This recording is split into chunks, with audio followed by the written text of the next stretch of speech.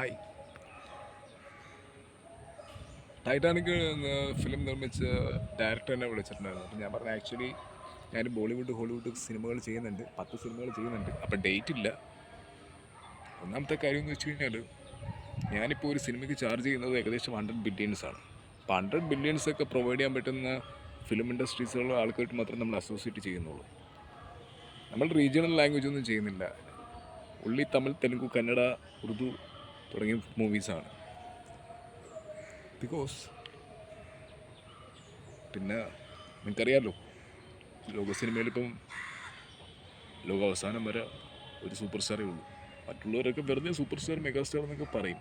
പക്ഷേ I'll show you.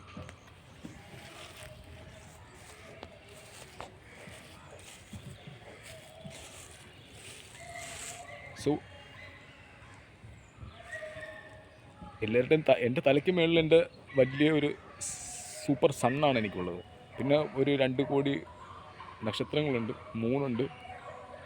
ഞാനിവിടെ ഈ ബട്ടൺ നിൽക്കുമ്പോഴാണ് സൺറൈസ് ഏഷ്യയിലുള്ളത്.